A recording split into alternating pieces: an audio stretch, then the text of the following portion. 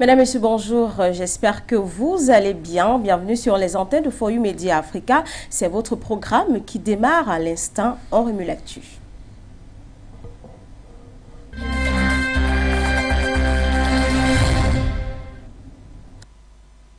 Être avec nous sur les antennes de For You Media Africa. Aujourd'hui, on parlera du conflit rwando-congolais pour parler de paix le 21 novembre prochain à Nairobi. À quoi s'attendre? On en parlera tout au long de cette émission avec notre consultant permanent, Monsieur Numbisi Wafo. On parlera également avec mes collaborateurs qui sont sur ce plateau. On aura l'info du jour, les unes du jour, l'image du jour et bien sûr, si le temps nous permet, on aura le buzz du jour. Il nous a rejoint aujourd'hui notre seul coq Kumabité qui est de retour. Bonjour.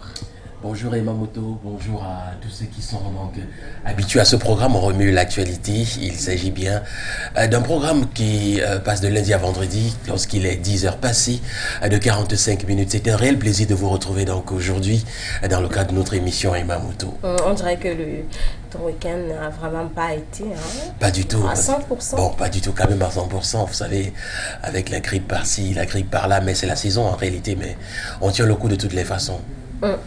Elle est également là. J'ai failli dire notre Sénégal. Notre queen. Bonjour, Kwecho. Bonjour Moto, bonjour à notre coq du jour. Bonjour également. Bien sûr, bonjour également à vous tous, nombreux téléspectateurs et bien sûr à tous nos auditeurs.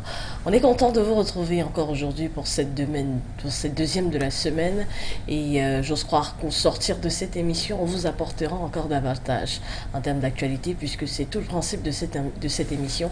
Remuer l'actualité pour vous la servir au mieux. Remuer l'actualité pour vous la servir au mieux, mesdames, messieurs. Tel est notre sujet du jour. À présent, l'essentiel de ce que vous êtes censés savoir, le sujet du jour.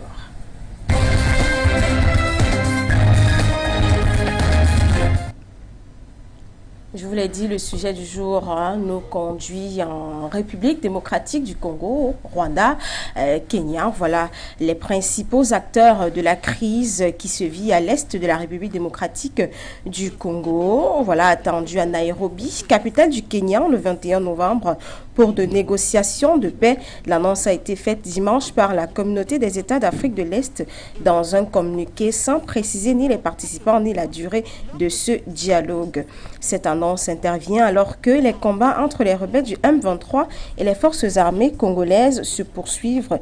Dimanche, il se déroulerait à une vingtaine de kilomètres de Goma, chef-lieu de la province du Nord Kivu, où sont arrivés samedi des soldats kenyans de la force est-africaine. Les combats se déroulent en ce moment à Mwaro, où l'ennemi nous a attaqués, a confirmé une source sécuritaire. La rébellion Tutsi, soutenue par le Rwanda selon la version congolaise, a accusé samedi Kinshasa d'avoir mené des bombardements barbares dans les zones densément peuplées, tuant 15 civils dont 2 enfants. La diplomatie joue toujours sa partition malgré le bruit des armes.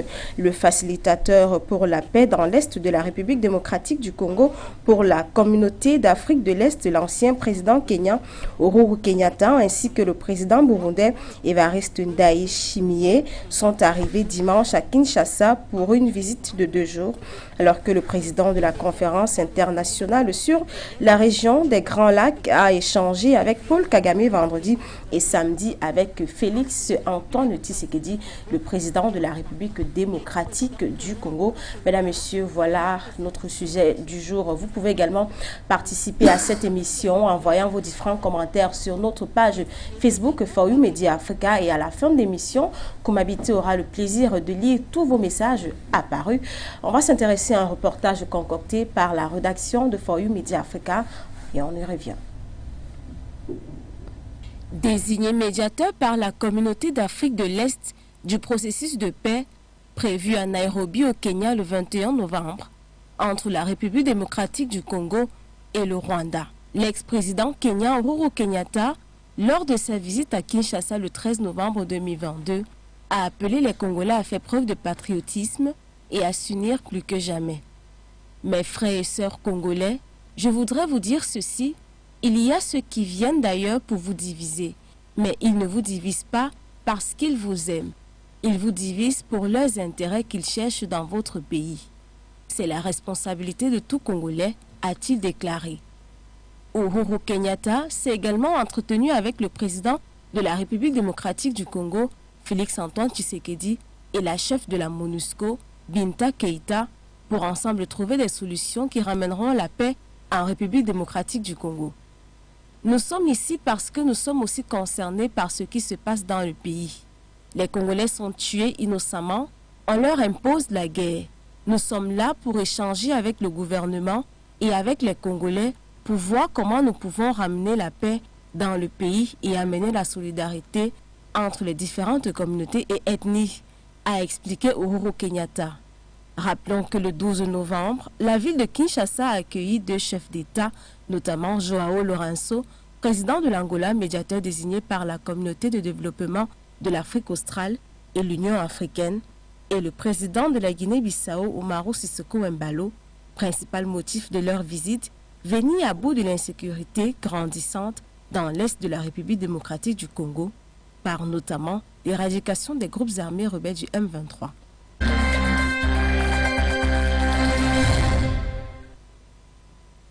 Rédaction de For You Media Africa pour ce reportage.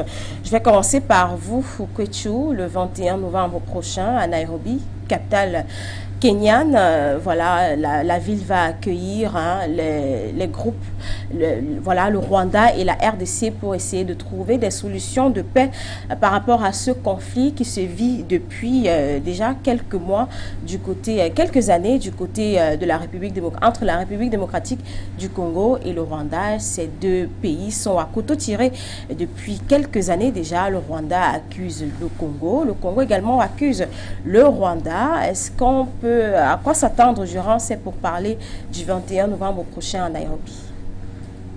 Eh bien, espérer du moins que ce soit des pourparlers qui n'accouchent pas d'une souris, puisque l'on a vu il y a quelques semaines, quelques mois par là, une autre médiation qui, elle, n'avait pas connu quelques retombées positives que ce soit. J'évoque là la tentative de médiation du président français Emmanuel Macron lors de la dernière Assemblée générale des Nations Unies à New York.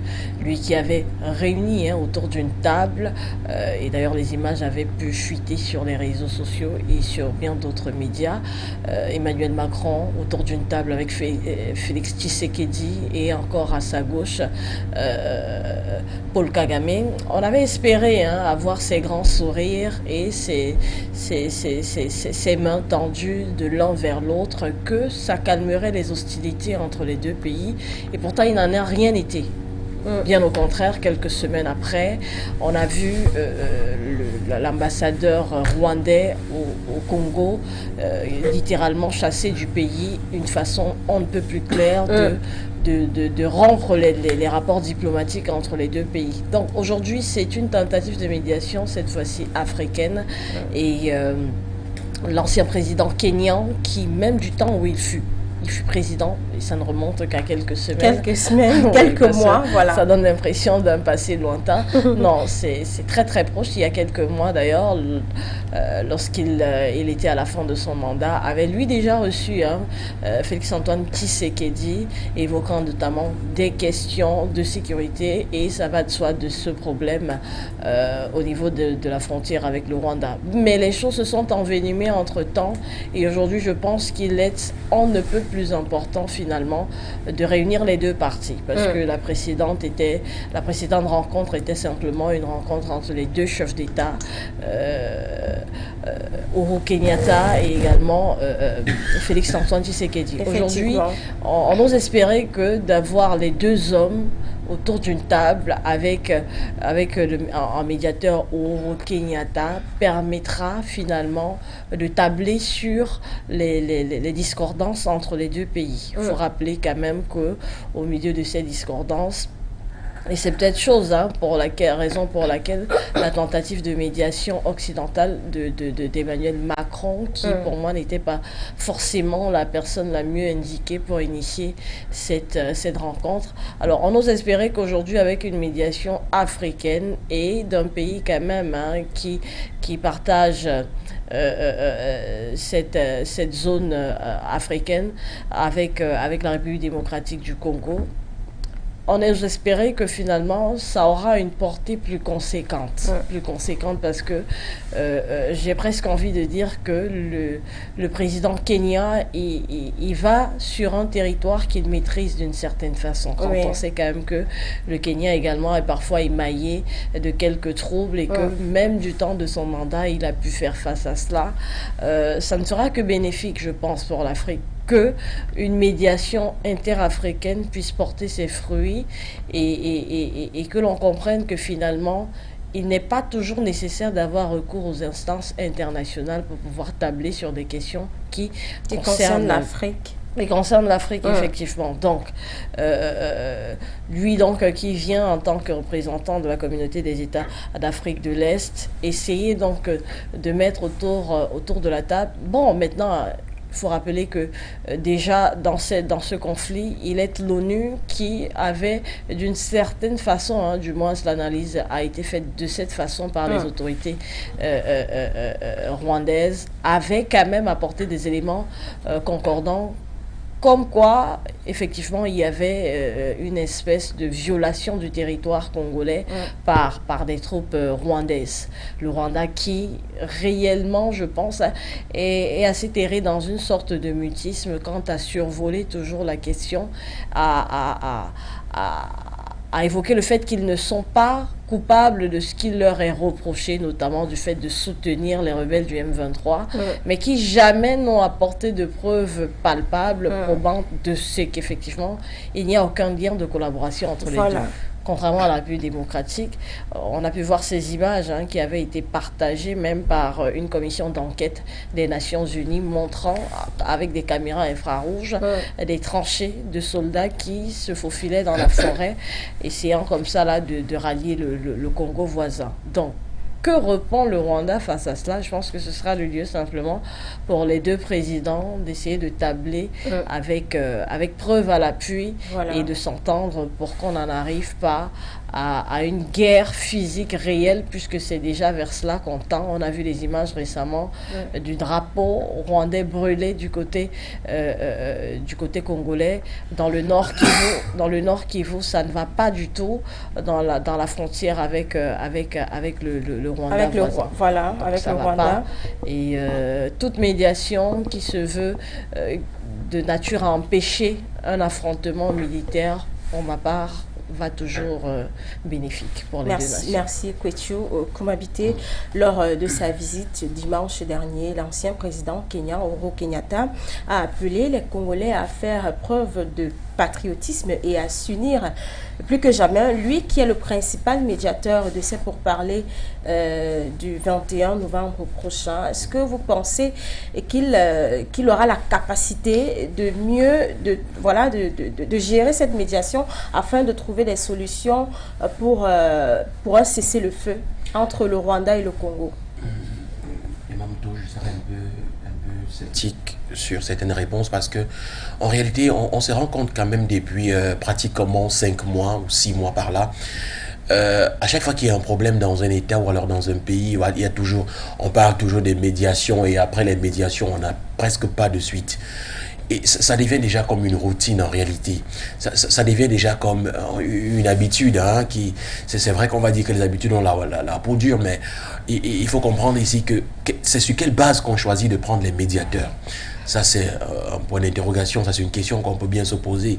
Pourquoi aujourd'hui le Kenya, qui se déchire avec le Congo depuis pratiquement des années, on parle de médiation, et quand on parle de médiation, on prend l'ancien président, chose qui n'est pas mauvaise de toutes les façons, que c'est lui qui est donc médiateur de cette guerre-là. Maintenant, on se pose des questions de savoir, est-ce que le problème n'est pas au niveau où il faut la médiation? Le problème n'est pas au niveau où une personne va venir, ou alors quelconque va venir et puis dire que bon voilà, je viens faire 2 jours chez toi et puis je vais aller faire 2 jours ailleurs pour essayer de voir si on peut résoudre le problème. Là c'est pas le problème, parce que vous pouvez me faire 10 jours mais on arrive à résoudre le problème. Excusez-moi, voilà pourquoi je vous ai dit que je serais un peu sceptique là-dessus. ces déplacements-là sont coûteux. Ces déplacements de tous les jours-là, ça coûte des millions. Ça coûte des millions de francs CFA, s'il faut estimer en francs CFA, s'il faut estimer même en dollars, parce qu'un déplacement comme celui-là, ce n'est pas seulement dans un pays. Vous partez du Kenya pour le Congo, et puis le Congo... Donc pour vous, cette médiation, pour moi, en fait, on devait laisser les deux pays se déchirer. Non, loin de là. Voilà, pour moi, en fait, ce serait... entre les deux parties. C'est-à-dire quoi? C'est un peu, permettez-moi l'expression, hein, c'est un peu comme si un couple est en train de se déchirer et après on va demander aux voisins de venir faire la médiation. Non, mais loin de là, c'est entre l'homme et la femme, c'est entre les deux là qu'il faut trouver la solution. Les deux doivent s'asseoir autour d'une table et se dire, bon, mon frère, voilà la situation qu'on vit depuis quand même pratiquement quelques années. Je trouve que c'est pas une bonne idée. Je trouve que qu'on arrête un peu les bains de sang et qu'on essaie de trouver une issue favorable.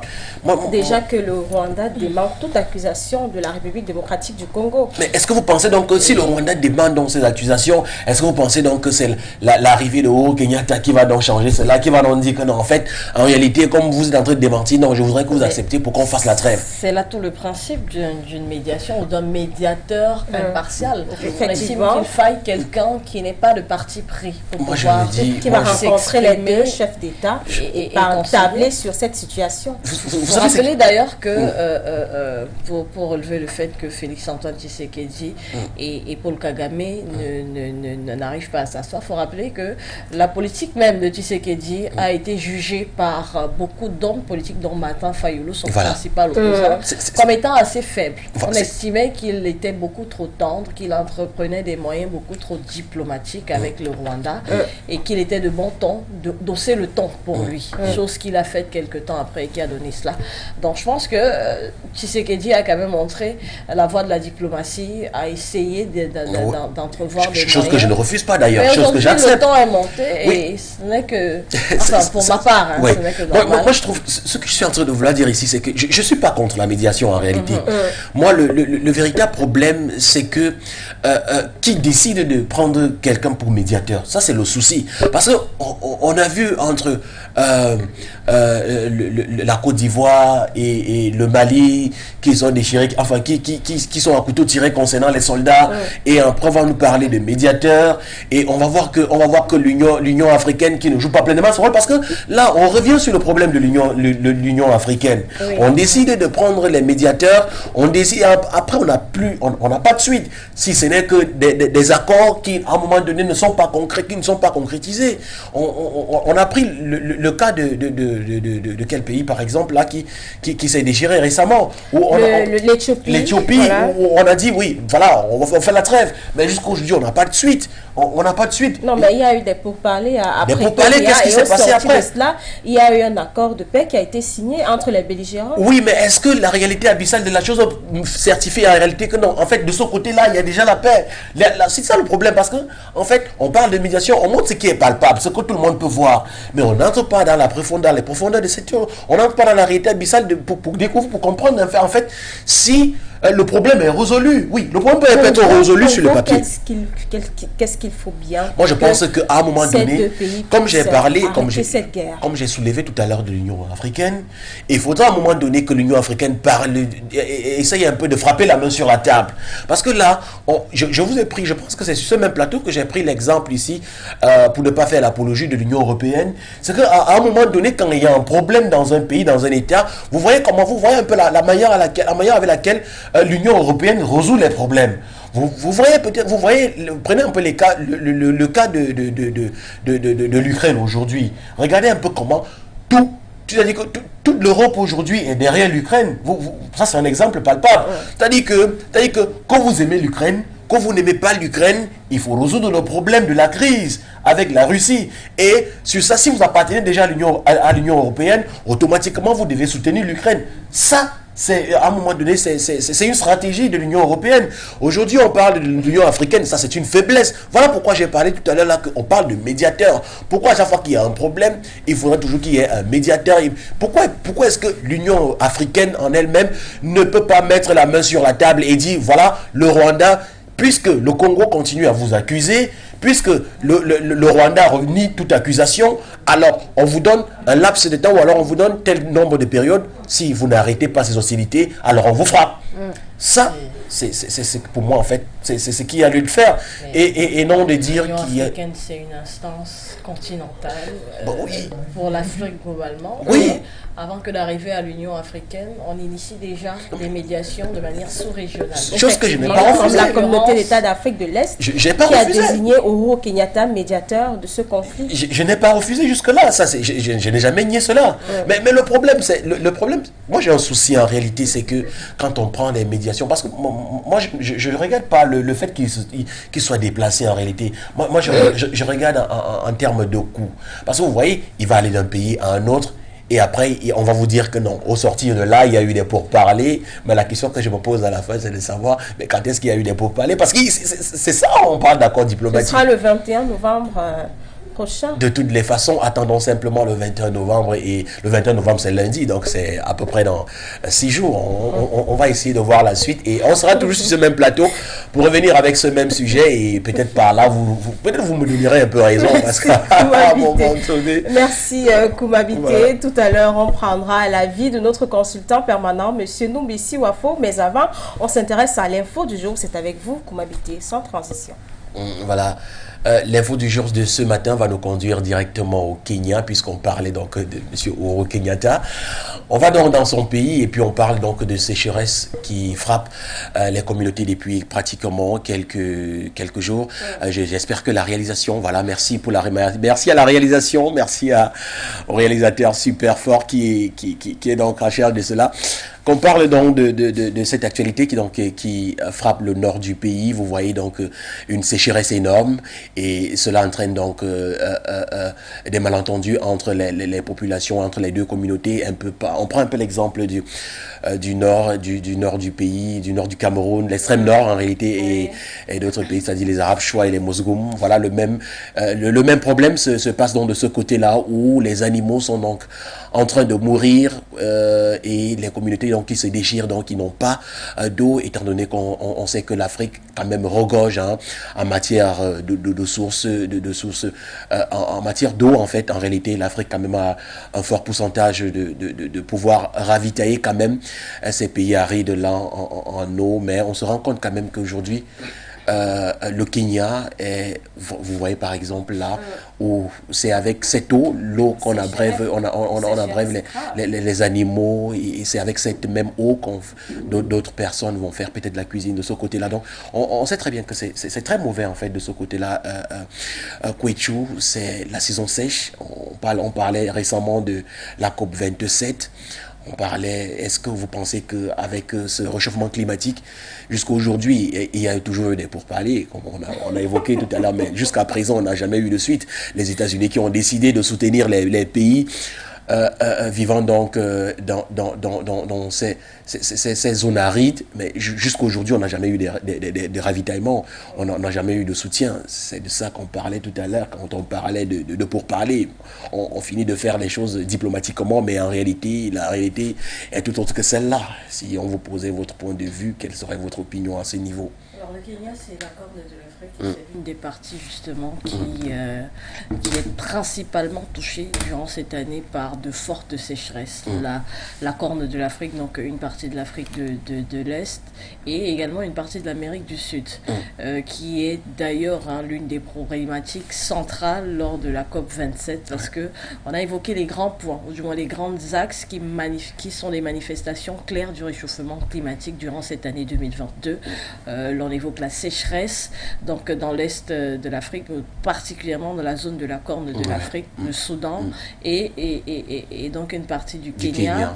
Et malheureusement, c'est une situation assez paradoxale actuellement parce que, en plus des sécheresses très fortes, il faut rappeler que ces pays également ont connu aussi des inondations monstres. Donc, chose assez étonnante, comme au Soudan par exemple, où, oui, des inondations aujourd'hui, cette année 2022, ont été la cause de plusieurs morts. Donc, au Nigeria, on a vu des inondations, mais alors énormes, au Tchad et au Soudan, et même une partie du Kenya. même en Côte d'Ivoire Ouais, d'ailleurs, tout à fait. on a vu des images assez Même au effroyables. Cameroun même. Donc tout cela, ce ne sont que des manifestations du réchauffement climatique. Et quand on connaît que ces pays déjà, malheureusement, hein, pour certains, ne bénéficient pas toujours d'une forte ouverture sur la mer et donc ont des parties assez touchées par le désert. Ajouter à cela également des problèmes d'insécurité alimentaire Tout à dus fait. au contexte Des globalement maladies, par exemple. que connaît le monde. Donc ça devient assez alarmant. Ça devient assez alarmant et raison pour laquelle justement les pays du Sud, globalement pas seulement de l'Afrique, les pays pauvres de manière encore plus générale réclament cette indemnisation des pays pauvres, chose qui avait d'ailleurs été convenue lors de la COP26. Lors de la COP26 qui à n'a jamais été Glasgow. réalisée. Donc, du coup, Voilà, 100 milliards, c'est 3 fois rien quand on sait le nombre de pays Des qui sont pays quand touchés même, par la ouais. situation. Et ces ressources devaient servir notamment à gérer ce type de situation, tout à fait. quant à aider peut-être à Des irriguer populations. l'eau ou apporter de l'aide externe, à pouvoir les alimenter. On voit tout un cheptel qui pâtit de cette situation. Et quand Tout à on fait. sait que c'est des populations Qui ne vivent que de rurales, qui de vivent ces élevages-là. essentiellement d'élevage, Tout à puisque fait. c'est une zone aride, c'est pas essentiellement d'agriculture. Il n'y a pas beaucoup de plantes qu'on a pu voir. Donc c'est leur cheptel qui constitue, je crois que c'est leur banque là. Voilà. Donc ce qu'on vient de voir, c'est l'essentiel de tout ce qu'ils ont comme bien matériel. Voilà. Et qui leur permet de vivre. Et quand ce bien est mis à mal du fait de... j'en ai presque vu qui se hâtent à abreuver les bêtes effectivement. et ne même pas encore penser à eux parce que de ces bêtes dépend également, ils en Oui, tout à vivent, fait. Tout à fait. se nourrissent, Oui. j'imagine, de la Vous allez même vous en rendre compte que, ils en voilà. vendent, le lait, vraiment c'est tout leur C'est bien compliqué. qui est mis à mal. Voilà, vous- des vous- moyens vous assez voyez, rudimentaires comme cela C'est pas évident. auraient C'est facilement difficile pu pour être ces implémentés populations, oui. s'il y avait ces On ressources espère qu'au financières. sorti de cette COP27, c'est des résolutions Ouais, pourront tout à faire fait. plaisir à l'Afrique, surtout que le président en exercice de l'Union africaine, Macky Sall, a Macky Sall. plaidé pour la cause de l'Afrique lors de sa prise de parole à la tribune de la COP27 du côté de c'est El Sham. Sharm el-Sheikh. Sharm el-Sheikh Voilà. en Égypte. Voilà. Voilà, merci Koumabité. pour- Merci Mamoto, merci également à tous ceux qui nous regardent. Enfin, c'est aussi ça, l'information, on rémue l'actualité. On ne parle pas seulement de politique, mais aussi, on parle aussi de tous ces pays-là qui souffrent également, notamment au Kenya, où la sécheresse bat dans son plein, comme vous l'avez vu à l'instant. Et Mamoto, on se retrouve dans demain pour une autre livraison de l'information du jour. Merci Koumabité. On va tout de suite rejoindre notre Kwetu pour les unes du jour. J'espère que notre Alida sera de retour aujourd'hui. Les unes du jour, c'est avec Kwetu. Je crois qu'il y a une Alida a transition. manqué, Alida a manqué. Alida a manqué. Les unes du jour, c'est avec Kwetu. Alors bienvenue à notre tour des unes africaines, l'actualité telle que traitée par les médias, principalement au sud du Sahara et bien d'autres médias panafricains. On débute notre tour des unes ce matin du côté du Cameroun avec un message du quotidien Le Messager. Voilà. Alors le Messager quotidien dans le Camerounais, parution de ce 15 novembre 2022, titre à sa une, l'inguérissable pandémie, corruption au Cameroun. Corruption au Cameroun, l'inguérissable pandémie, une actualité qui revient simplement sur le dernier rapport de la Commission nationale de lutte contre la corruption au Cameroun, en abrégé CONAC. La CONAC, donc, pour l'année 2021, révèle que l'État du Cameroun a perdu plus de 43 milliards de francs CFA à cause de cette gangrène qui résiste à toutes les thérapies du gouvernement. Voilà, on connaît donc les pandémies sanitaires telles que le coronavirus, mais il est des pandémies donc comme la corruption également au Cameroun, donc qui ont la peau dure. Voilà, 43 milliards de francs CFA de perdus au Cameroun durant l'année 2021 uniquement, et on en est déjà presque au bilan vers la fin de cette année 2022. 2022 et la sonnette d'alarme est donc plus que jamais sonnée. En tout cas, c'est à lire en page 3 du quotidien Le Messager et je vous invite vivement, si vous êtes au Cameroun, à faire un tour du côté des kiosques. Après le Cameroun, on reste en Afrique centrale et on s'intéresse à l'actualité au Tchad. Avec Aluida Info, le barreau du Tchad interpelle les autorités sur l'état de droit. Voilà, à la suite donc des événements tragiques du 20 octobre dernier, le barreau tchadien condamne donc fermement les violences et dénonce des violations graves et flagrantes des droits humains. Une déclaration qui a été faite depuis le 14 octobre dernier, mais il faut simplement rappeler que les nombreuses déportations des détenus à Korotoro posent problème sur le plan juridique et il se dit surpris de la déclaration du parquet sur la procédure judiciaire en cours pour les événements du 20 octobre. Le barreau donc tchadien souhaite la mise en place rapide de la commission d'enquête internationale pour la lumière sur les événements dramatiques survenus le 20 octobre dernier. L'actualité, c'est à lire, bien sûr, sur Aluida Info. Voilà, le site d'information tchadien qui traite de toute actualité autour du Tchad. Ça va de soi. Alors, après le Tchad, on s'intéresse à l'actualité du côté d'Afrique de l'Ouest, notamment à Côte d'Ivoire, avec Abidjan.net, avec cet article économie. Togo, la Côte d'Ivoire participe au 10e symposium sur le café africain à Lomé. Il faut préciser donc qu'ils étaient 25 pays, ils sont 25 pays membres de l'organisation interafricaine du café, l'OIAC, qui sont donc réunis du 14 au 18 novembre à Lomé, c'est au Togo, la capitale notamment, pour le 10e symposium sur le café africain. Et ce symposium donc qui se déroule autour du thème les femmes et les jeunes dans l'industrie du café sera suivi de la 62e Assemblée générale de l'OIAC, c'est-à-dire encore l'Organisation interafricaine du café. Voilà un secteur qui se veut, si toutes les ressources sont réunies, porteur pour les États africains producteurs. En tout cas, l'actualité, c'est à lire sur Abidjan.net.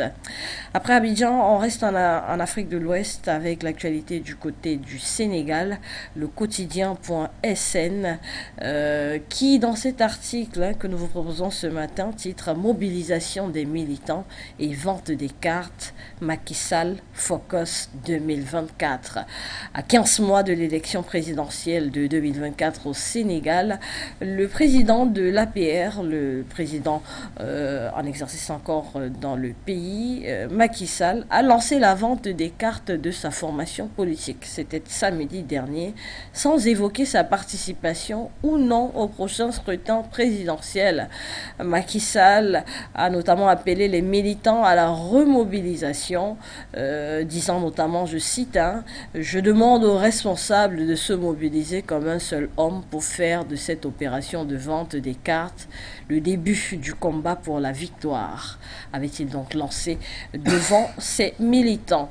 Candidat ou pas candidat, le président Macky Sall donc laisse encore un voile d'ombre quant à sa potentielle candidature lors des présidentielles de 2024, toute chose qui tend à diviser l'opinion du côté du Sénégal. En tout cas, l'actualité, c'est à lire dans le quotidien.sn, notamment cet article. On poursuit et on sort de notre tour des grandes unes avec Wakat Serra et cet article sur le Bénin. Bénin, le quitus fiscal pour mettre l'opposition hors jeu. C'est une question que se pose en tout cas le journal, enfin le magazine Wakat Serra.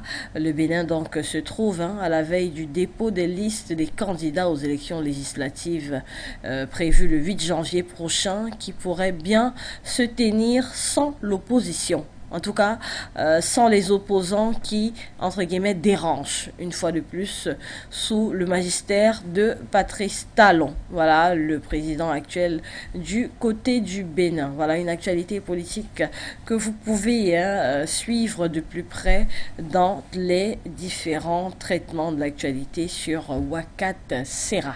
Et ce sera notre clap de fin pour les unes de ce jour. Merci, Kwechu. Comme d'habitude, tu nous as baladé dans les différents kiosques des capitales africaines. J'ai été marquée par une actualité, Kwechu, notamment le président Macky Sall qui lance la vente des cartes. Est-ce que, Kwechu, pour vous, c'est pas une manière d'annoncer sa candidature à la prochaine élection? Ou alors de séduire le peuple, les Sénégalais? Bon, quant à séduire, clairement, ça donne l'impression d'une campagne qui est lancée. Et comment peut-on lancer une campagne quand on est présumé ne pas être candidat à cette campagne? Donc, ça brouille les pistes, du moins de manière claire. Il ne s'est pas encore exprimé, le président Macky Sall. Et 2024, ce n'est déjà plus loin. On est à 15 mois exactement donc, de ces échéances électorales. Et toute sortie de la part de Macky Sall qui tend à donner l'impression qu'il sera candidat ne fait que secouer encore la scène politique sénégalaise. Parce qu'il faut relever qu'il est déjà à son deuxième mandat et qu'il n'est pas censé. On a même vu des membres de la société civile qui se sont levés dernièrement pour qu'ils se prononcent définitivement à cette candidature à la prochaine élection présidentielle. Depuis, il ne dit mot, mais pose des actes qui donnent l'impression de ce qu'il sera candidat. Effectivement. Ira-t-il jusqu'à modifier la Constitution pour y parvenir? C'est encore un autre point d'interrogation. Il faut dire en tout cas que l'opposition du côté du Sénégal, menée notamment par Ousmane Sonko, a carrément mis les bouchées doubles pour empêcher effectivement qu'un projet de loi de modification de la Constitution soit implémenté. Pour préparer un autre mandat. Voilà, donc ça passera forcément, s'il faille qu'il se représente, ça passera par une modification de la Constitution parce que constitutionnellement, il n'est plus éligible à quelque mandat que ce soit, le président Macky Sall. Voilà, merci Kwechu, merci pour cette une du jour. Elle est déjà dans ce studio, Dame Diefotso, pour le flash d'information en langue anglaise. C'est tout de suite.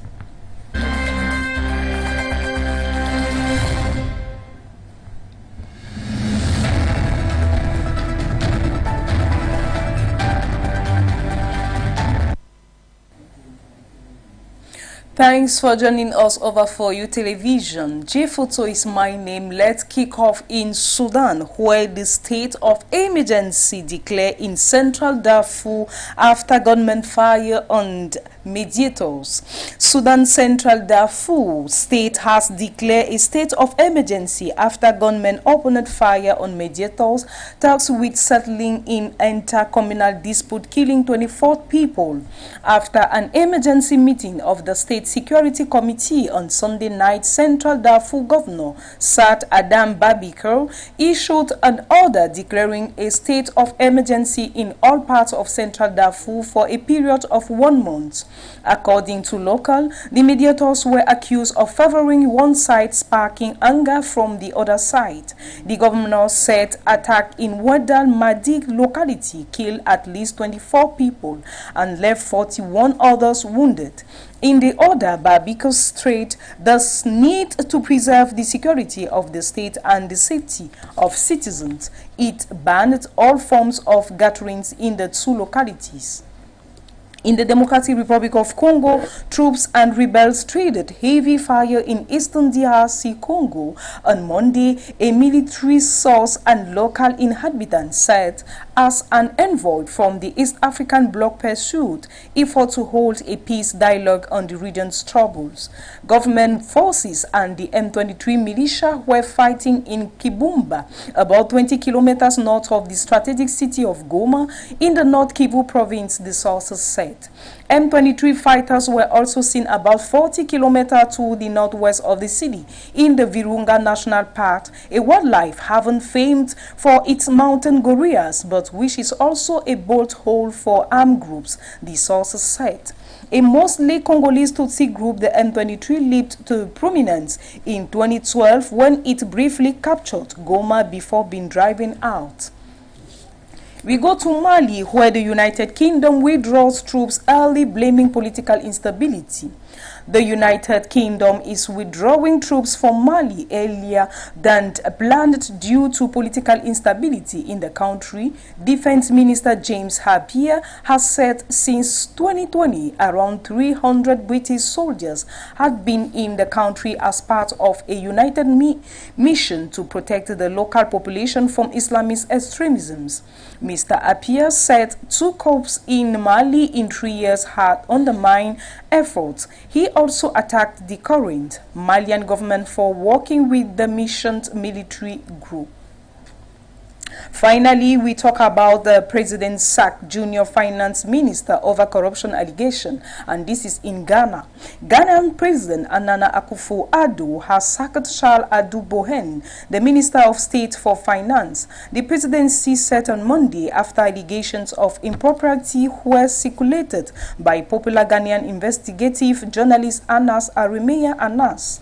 Mr. Akufo-Addo made the decision after being made aware of the allegations against Mr. Bohen in the documentary Galamsey Economy, which is due to be aired on Monday for 2 days in the capital Accra. It was made by the famous investigative journalist Anas Ayamera Anas, who has broken several corruption scandals in the past, including the Ghana Football Association and the judiciary. Some excerpts have already leaked, and one of them in particular has caused controversy. According to the documentary, Mr. Adu Bohen claims nearly $200,000 from investor to give to the vice president. And that is all we had for you, dear televiewers of For You Television. Once more, Chief Photo, my name. Keep on with On Remue l'Actu.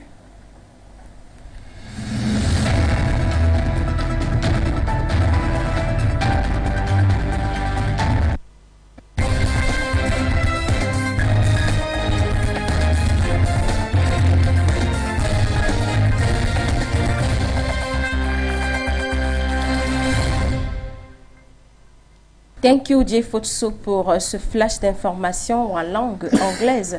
Mesdames, Messieurs, si vous nous rejoignez à l'instant, vous êtes sur les antennes de For You Media Africa dans le cadre de votre programme On Remue l'Actu. Aujourd'hui, on parle du conflit rwando-congolais pour parler de paix le 21 novembre prochain à Nairobi, c'est au Kenya. À quoi s'attendre aux sorties de ces pourparlers?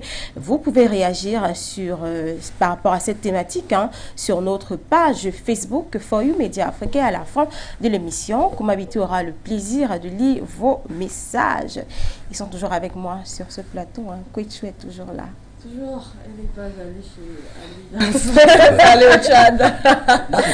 Vous m'invitez aussi, il est là. Moi j'ai quand même quelque chose qui m'a un peu fait rire tout à l'heure. C'est lorsque Kouichou, vous étiez en train de faire la revue des grandes unes là, vous êtes revenu sur le journal camerounais, le Messager, et puis vous avez parlé de quelque chose vous avez parlé de quelque chose qui gangrène en fait le pays, mais qu'on ne fait que parler de ça tous les jours. Bon, j'ai comme l'impression, j'ai comme l'impression que ça devient un peu comme une routine. Ça devient grandi. Non, je parle même de la une en réalité. Le Messager qui fait une métaphore, avec le corona presque. C'est une pandémie au Cameroun dont on n'arrive pas à se débarrasser. Parfois ça passe, ça va, ça vient. Mais le corona est statique. La corruption, elle est là. Elle ne bouge pas. Elle ne bouge pas en réalité. Toujours combattue, mais pas jamais vaincue. Le compte dans tout ça, en réalité, c'est que tous les jours, on parle de la corruption, mais jamais il y a un changement. C'est ce qui est un peu étonnant. Oui. Donc, permettez-moi, quand le Messager sort encore une grande une comme celle-là, la corruption, et on met encore corruption, c'est un peu comme si c'était quelque chose de nouveau. Non, c'est le rapport de la CONAC, voilà, sur l'année 2021. Et ça va dans la suite. Qui a donné un coup de pied à la fourmi. Même s'il n'y a pas de... Même le Cameroun Tribune il faut quand même en parler. Voilà. Et hier, déjà, c'était le quotidien Le Jour qui revenait sur ça. Effectivement. C'est pour dire quoi? C'est pour dire que... C'est l'actualité. En fait, c'est l'actualité du jour. On en parle. Oui, mais c'est l'actualité, il faut bien qu'on informe. Et c'était le rapport de la CONAC. C'est ça qui est en fait. Même si le phénomène est Vous êtes grandissant. sceptique quant à la capacité du Cameroun. Non, c'est même pas que je suis sceptique. Non, mais le véritable problème, en fait, c'est qu'on est habitué quand même que tous les jours, il y a la corruption. On est habitué que tous les jours, bref, ça n'a jamais changé. Mais on est habitué que les mêmes journaux reviennent encore avec les mêmes titres, avec la même titraille. Mais c'est ça qui est un peu étonnant dans tout ça. Mais toujours est-il que la corruption, en fait, c'est comme quelqu'un avait dit. Une véritable pandémie. Voilà, c'est comme quelqu'un avait dit à la corruption, c'est le cancer de l'économie. Voilà, vous regardez un peu la grande une, Kouetchou. L'inguérissable pandémie. J'ai comme l'impression que définitivement ça ne va jamais changer au Cameroun ou quoi. Climatique, que sur le dit de circulation. Hein. Voilà. Comme si c'était une voie. Une voie sur la route. Et... On parle de combien de millions de milliards? 43 milliards. 43 milliards. Juste le temps de... J'aimerais bien que la CONAF nous sorte d'une année. Voilà, en 2022, c'est ça? Ou alors en fin 2021? C'est 2021. Voilà. Pour 2022. Le bilan de 2021. Voilà. Allez savoir, peut-être qu'on a déjà au Cameroun dépassé. On est en novembre. Peut-être que les 43 milliards sont déjà dépassés. De toutes les façons, de qui se moque-t-on en réalité? En fait, pour un peu embrayer le pas à Kouetchou, c'est de ça qu'il est question lorsque vous voyez donc dans un pays comme le Cameroun où ça qu'il s'agit. Plusieurs, c'est de ça qu'il s'agit. Voilà. Merci, où plusieurs candidats de l'opposition ou alors plusieurs candidats de l'opposition, notamment ceux qui sont donc les prochains candidats aux élections 2025, c'est ça? 25, oui. Voilà, au Cameroun, il faut combattre ça. Ça fait partie peut-être d'un projet. Voilà, le prochain président. Il faut qu'on parle de ça en réalité parce que vraiment c'est... ça fait peut-être rire aujourd'hui, mais c'est très sérieux. C'est un problème à prendre vraiment très au sérieux. Parce que ces grands bandits en col blanc, on les connaît tous de toutes les façons. Il est temps que ça change quand même. À un moment donné, il faut avoir quand même un peu d'humanité. La raison pour laquelle on ne doit cesser d'en parler. Bien qu'il n'y ait pas de suite favorable, mais il faut quand même en parler. Déjà en 2020-2021, on parlait de combien de milliards? Chose qu'on n'a jamais remboursée. En 2022, 2021, 2022, on a plus de 40 milliards de francs CFA. Je ne sais pas si en 2022, 2023, on sera peut-être en 50. Donc, du coup, ça fait un peu trop. À un moment donné, on se pose les questions, mais d'où sort cet argent? Où va cet argent? Le pays est toujours là à souffrir, les Camerounais sont toujours en train de souffrir. Mais à un moment donné, ça fait peut-être rien, mais c'est très sérieux, ça va prendre au sérieux, Emma Moutou. Merci comme invité. Merci également à Kouetchou qui sont toujours là. Ils ont fait les bruits tout à l'heure, ils ont dit oui, nous sommes là. On va s'intéresser à présent à l'image du jour et c'est avec Dame Kouetchou tout de suite.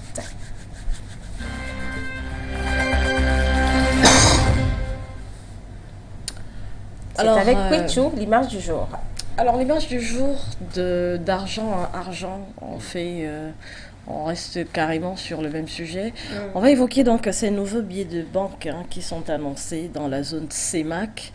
Oui, c'est des milliards, c'est plus de 43 milliards qui seront imprimés, ça va tout. Alors, l'entrée en circulation de nouveaux billets de banque qui sont annoncés donc le 15 décembre 2022 et qui seront donc en circulation dès le début de l'année 2023. C'est la zone CEMAC, donc le Cameroun, la Centrafrique, le Congo, le Gabon, la Guinée équatoriale et le Tchad qui sont particulièrement donc concernés par ces billets de banque. Donc l'entrée en circulation de ces nouveaux billets est prévue pour le 15 décembre 2022 et selon une décision du comité ministériel de l'Union monétaire de l'Afrique centrale qui était donc réuni en visioconférence. Merci à la réalisation. Vous avez un image d'ailleurs, quelques de ces billets, de ces coupures, voilà. Donc la nouvelle gamme de billets qui, il faut le rappeler, a été fabriquée selon cette commission depuis 2020 et donc les spécimens et les caractéristiques ont été présentées au cours de cette récente réunion. Cette gamme va remplacer la gamme de 2002 qui aura donc servi dans la sous-région pendant 20 ans, pendant une vingtaine d'années. Et les nouveaux billets incluent donc des coupures de 10, 5, 2000, 1000 francs et 100 000 francs. Voilà. Il n'y aura pas 500. Voilà. Le billet de 500 aussi. 500, 1000 francs et 500. Et donc, pour la première fois, toutes les langues officielles en vigueur dans les zones CEMAC sont visibles sur ces nouvelles coupures. Voilà. Il s'agit notamment du français, de l'anglais également, de l'arabe qui a été pris en compte du côté du Tchad et de l'espagnol du côté de la Guinée équatoriale. Voilà. Il faut préciser également qu'à côté du changement de ces billets, l'UMAC a annoncé le retrait des billets de la gamme de 1992 à compter du 1er mars 2023. Il y en avait encore en circulation. Bon, je n'avais plus de questions posées. Hein. Donc, à partir du 1er mars et ce jusqu'au 1er mai 2023, les billets de 1992 seront échangeables au guichet des banques commerciales et ceux donc de la Banque des États de l'Afrique centrale, c'est-à-dire la BEAC, bien sûr. Et par la suite, hein, du 1er, il faut le préciser, donc du 1er juin 2024, à partir du 1er juin 2024, ces échanges donc vont s'arrêter totalement. Voilà. Une actualité qui intervient à l'heure où déjà il est des polémiques on ne peut plus grandissantes au sujet du franc CFA.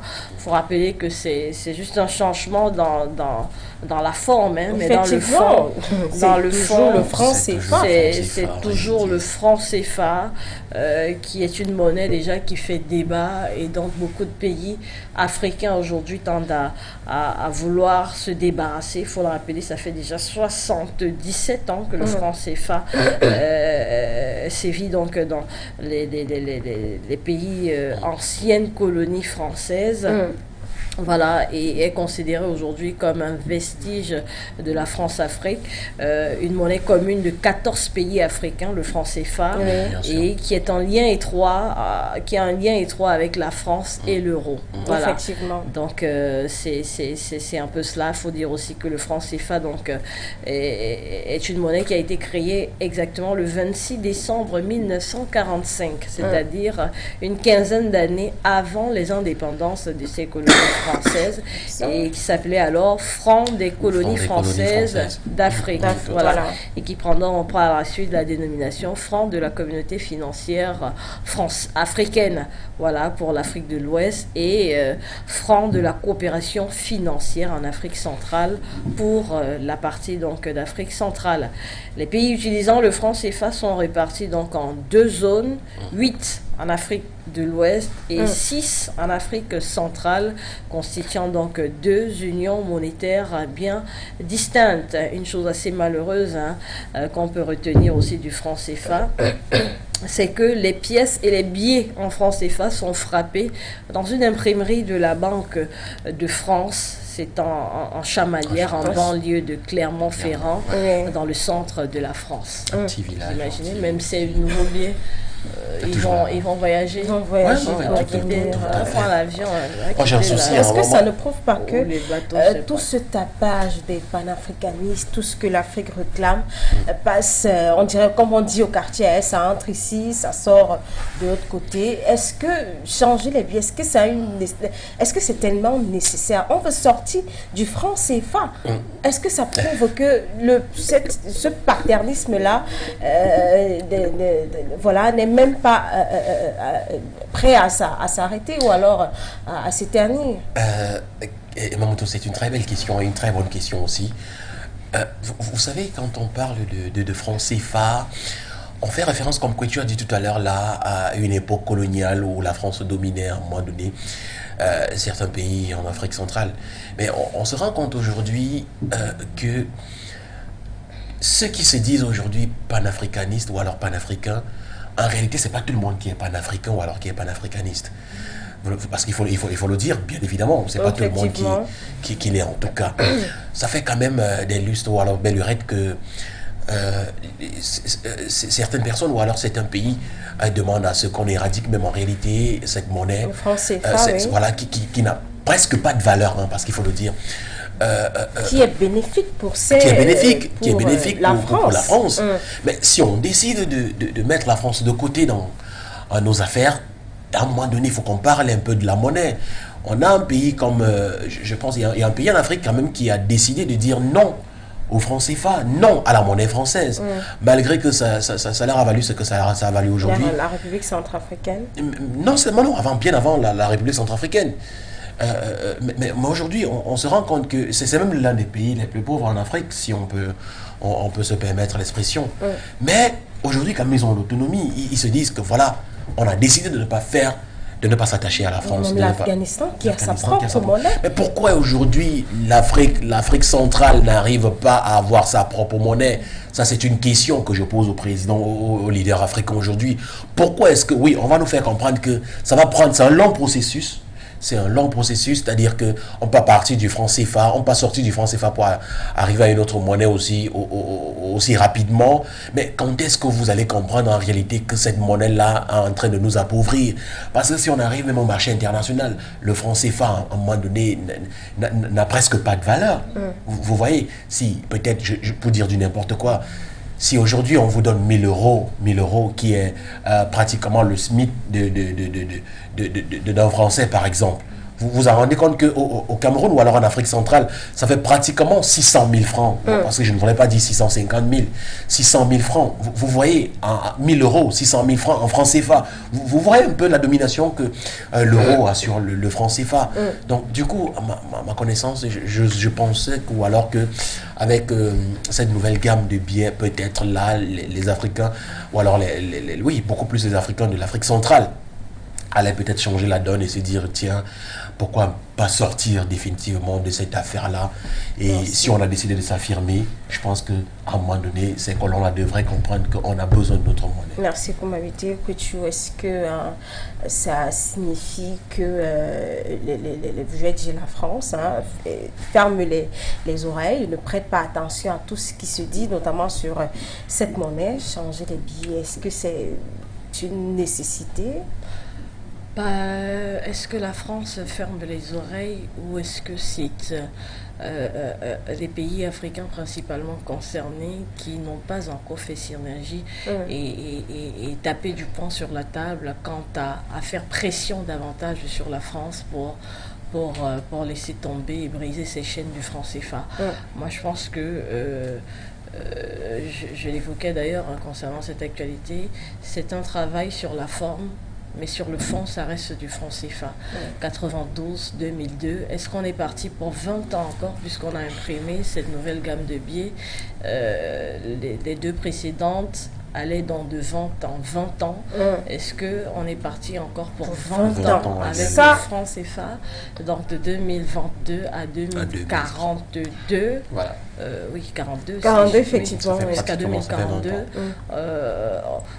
On aurait espéré quand même que l'attente qui est déjà assez longue, 77 ans depuis 1945, va encore s'éterniser le temps de 20 ans. De plus. On se disait que voilà, aujourd'hui il y a une révolution qui est en marche, il y a l'exemple de certains pays voisins qui, du fait d'avoir leur monnaie, ont une économie qui est beaucoup plus libre dans ses échanges commerciaux. On aurait pensé qu'aujourd'hui, avec quand même ce regard plus ouvert sur les réalités géopolitiques et même économiques, aurait quand même fait en sorte que la démarche soit accélérée et que dans les quelques années, moins de 20 ans en tout cas, pour ma part, j'aurais espéré, on aurait pu se débarrasser des chaînes du franc CFA. Mais voilà, aujourd'hui, des billets sont imprimés.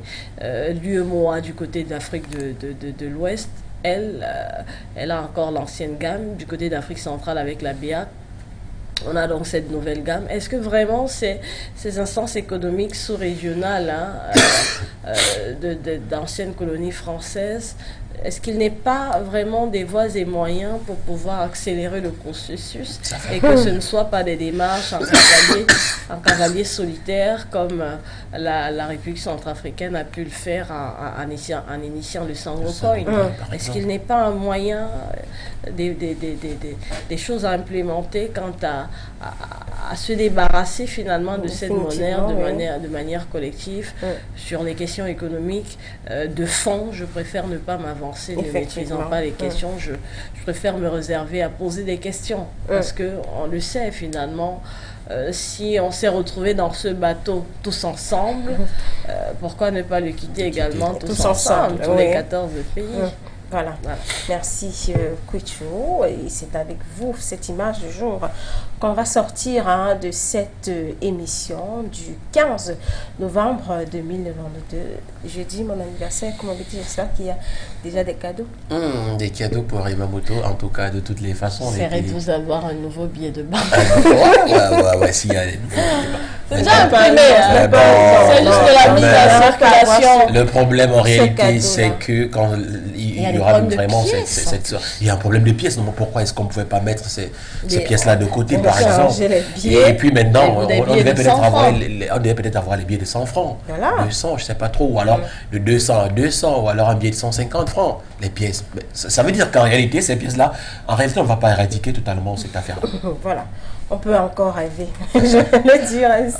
Et c'est avec ça que nous sortons de cette émission. Mesdames, Messieurs, merci d'avoir été nombreux sur notre page Facebook. On aura le plaisir de vous retrouver demain avec un nouveau contenu. D'ici à là, portez-vous bien. Merci, Kwecho. À demain, Mouto. Merci, Koumabité. Merci également. Au revoir demain. Merci. Restez scotchés sur nos antennes.